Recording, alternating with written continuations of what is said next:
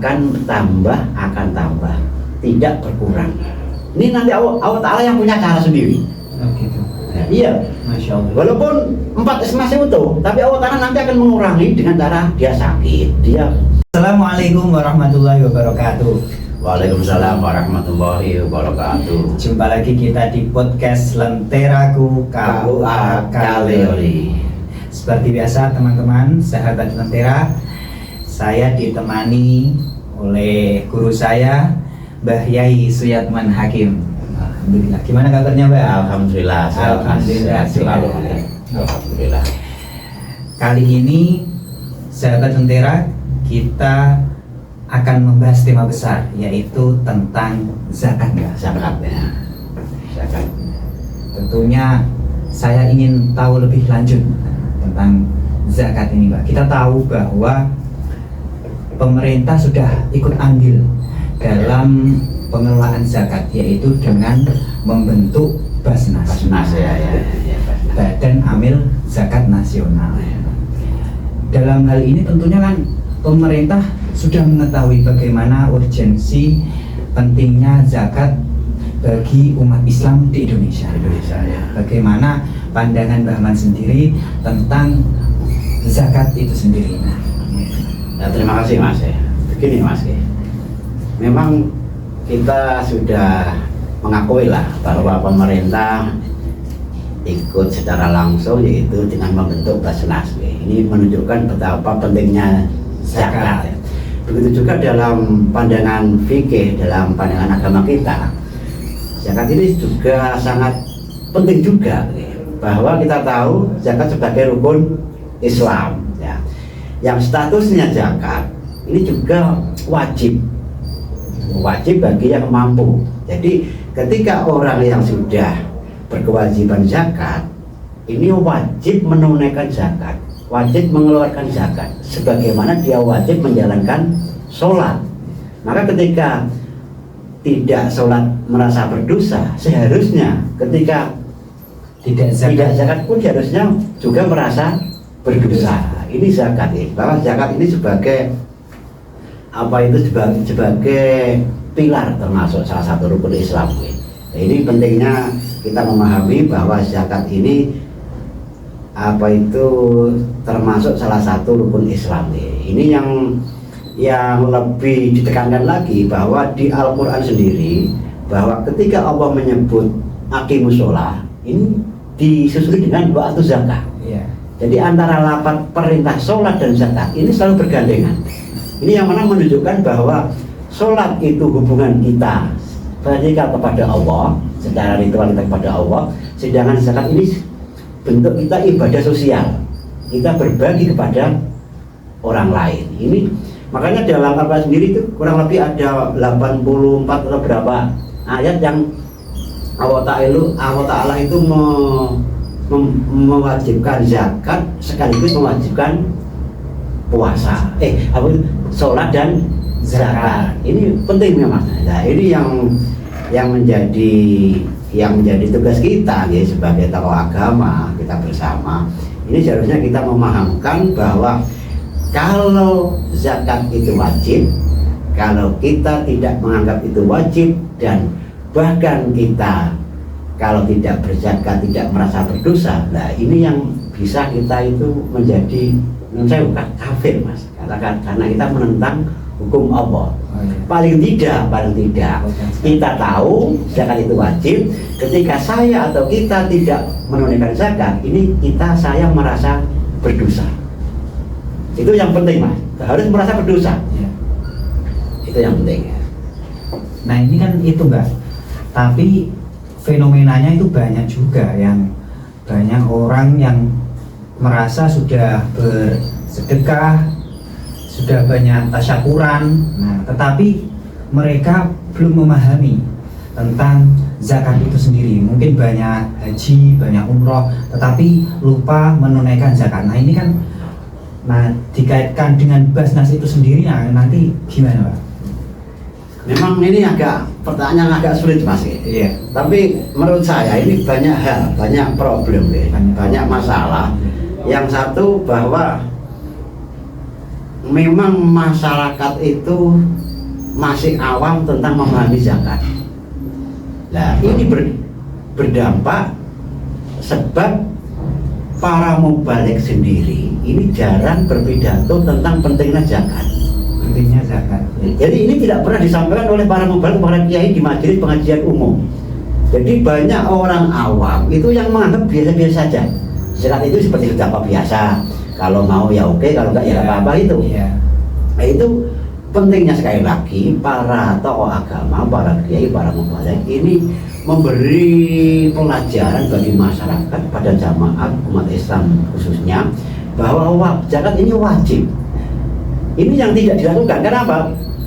Tema tentang zakat itu tidak menarik. Orang menarik. Jadi orang pun akan malas. Nah, ini bagaimana caranya? Kita harus punya cara, punya teori bisa nih masa kita itu paham betul bahwa zakat itu wajib.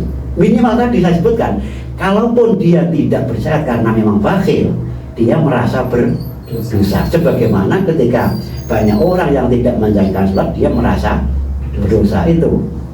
Yang selanjutnya Mas, mengapa orang itu cenderung menunaikan umroh yang notabene ada ulama yang menyebutkan itu sunat hukumnya, atau bersedekah kecil-kecilan, bacaan, kenduran atau dan sebagainya. Nah, tapi sebagai kewajiban yaitu berzakat tidak ditunaikan karena memang pada dasarnya orang itu mempunyai sifat bakhil, Mas. Dalam Al-Quran sendiri disebutkan wa uhdiratul anfusus bahwa jiwa manusia itu ada sifat bakhil, pelit ya. Makanya sifat pelit itu dia tidak rela apabila apa yang dia miliki dimanfaatkan kepada orang lain. Ini kan secara dohir. Ini kan apa itu kita memberi manfaat kepada orang lain. Ini berbeda dengan umroh, berbeda dengan haji. Banyak orang yang menyertai umroh dengan haji karena apa? Karena manfaatnya umroh dirasakan sendiri. Perjalanan, jalan-jalan sampai sana, nanti di sana juga dirasakan sendiri. Tapi berbeda dengan zakat. Ketika saya panen, kalau petani ya, panen, kamelane, tandur dan sebagainya, modal urea dan sebagainya. Tapi ketika panen harus mengeluarkan zakat. Ini kan jerih payah kita, tapi yang menerima manfaat kepada orang lain. Ya ini memang, sekali lagi ini adalah perlu pemahaman ya bahwa zakat ini sebagai sebagai kita taat kepada Allah. Karena Allah telah memerintahkan mewajibkan zakat, maka kita sebagai hamba yang taat harus mengikuti, harus melaksanakan. Karena semata-mata kita taat kepada Allah. Sebagai orang mukmin, ati Allah wa ati Rasul, kita harus taat kepada Allah. Seberapa taat kita ketika kita diperintah zakat tapi tidak menunaikan zakat, berarti kita belum status sempurna sebagai hamba yang taat. Ketika diperintah zakat kita masih over. Itu satu. Yang kedua, zakat itu sebagai rasa syukur, Mas. Rasa syukur pada Allah. Karena apa? Begini, seperti zakat tijarah, berdagang, kan setiap tahun harus mengumpulkan untungnya, nanti di total, nanti terus akhir tahun kalau memang sudah sampai nisab terus mengeluarkan zakat. Seperti petani juga.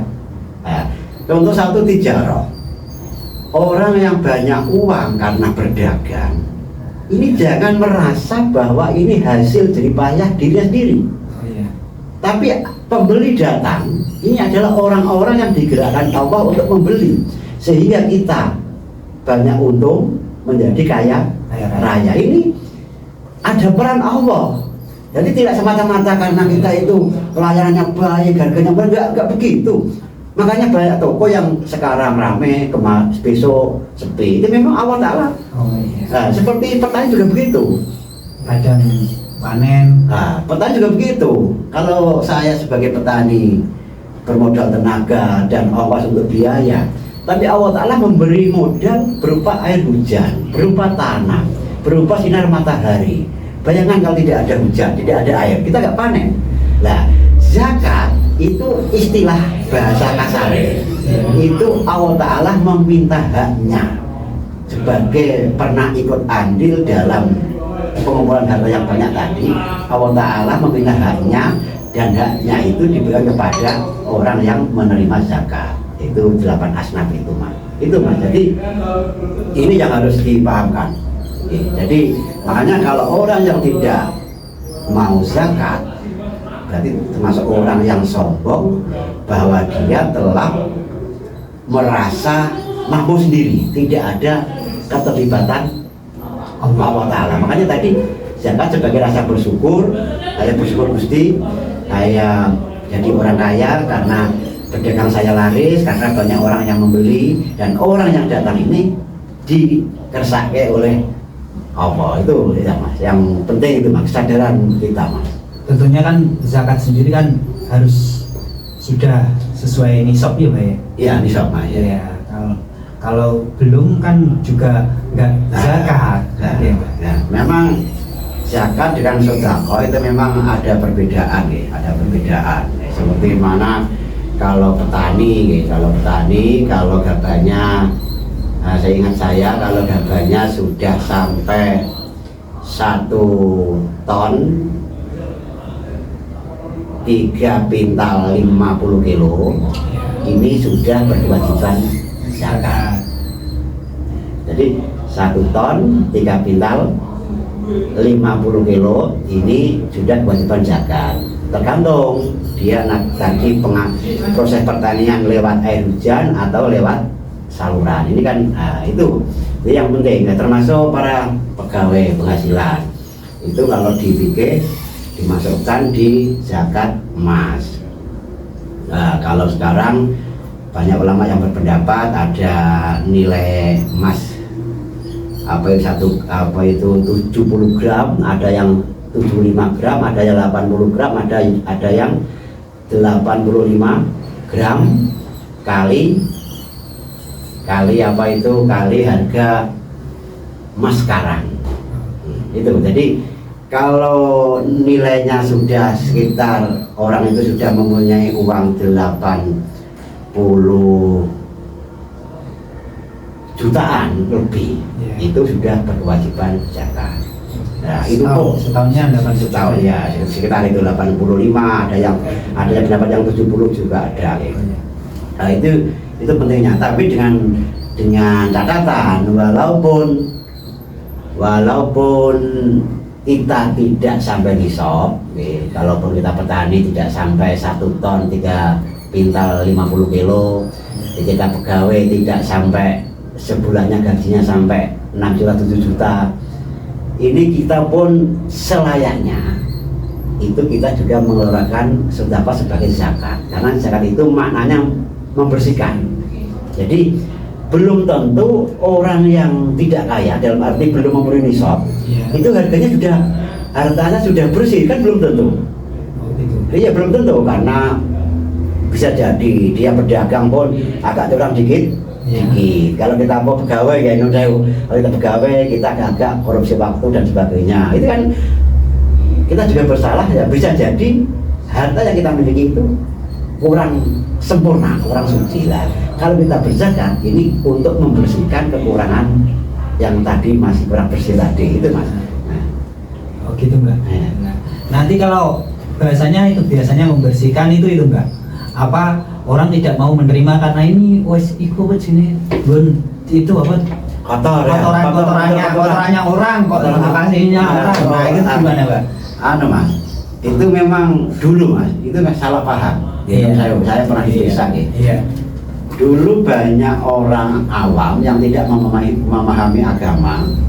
Dulu kan yang terkenal di desa kan zakat fitrah. Orang diberi zakat fitrah itu nggak mau karena zakat itu dianggap kotor, tidak mau menerima apa itu hal yang kotor tadi. Tapi sekarang orang sudah paham, akhirnya ya yang tidak punya, yang tidak dapat malah usul. Aku nggak dapat. Kan begini mas, Zakat maknanya itu kan yang saya ketahui ada 3, cuma saya pakai 2 aja, yaitu tathir atau mensucikan. Zakat itu maknanya membersihkan. Ini dalam arti begini, ketika kita mempunyai harta 4, 1 nisab, otomatis yang 1 ini haknya fakir miskin, haknya sabilillah itu ya, gharib dan sebagainya, 8 asnaf itu ya. Nah, kita punya harta 4, kan 1 nisab contoh saja. Ini 1 ini harus saya berikan kepada fakir miskin. Makanya ketika harta yang 1 ini tidak saya berikan fakir miskin, maka akan mengotor-ngotori yang lain. 3 ini ya, 3. Jadi harta saya ini kecampuran miliknya orang lain, miliknya fakir miskin. Maka ketika saya berikan kepada fakir miskin, ini sudah bersih.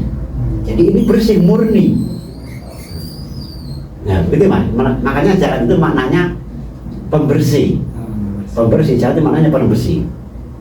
Karena kalau tidak saya berikan kepada fakir miskin, ini malah saya makan hartanya orang lain. Makanya ini menjadi kotor harta saya karena kemasukan harta orang lain. Makanya dulu itu ada imam, ada yang sangat keras, zakat harus diambil paksa. Memang dulu pernah ada saat seperti itu ya. Memang suatu kewajiban dalam syariat agama ya. Yang kedua, zakat itu adalah tumbuh atau muda, muda bertambah.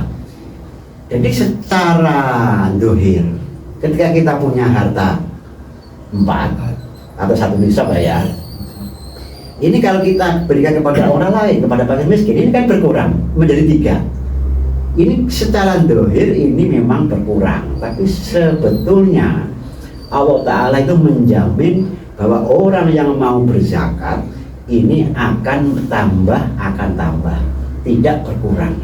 Ini nanti Allah Ta'ala yang punya cara sendiri. Gitu. Ya, iya. Masya Allah. Walaupun 4 masih utuh, tapi Allah Ta'ala nanti akan mengurangi dengan cara dia sakit, dia gagal bisnisnya dan sebagainya. Ya, mungkin kurang berkah yang lain. Kurang berkah. Tapi ini Allah Ta'ala kita harus percaya bahwa ketika kita berzakat, nanti akan tumbuh. Makanya guru-guru kita, kayak kita itu memberi contoh itu jagung Mas.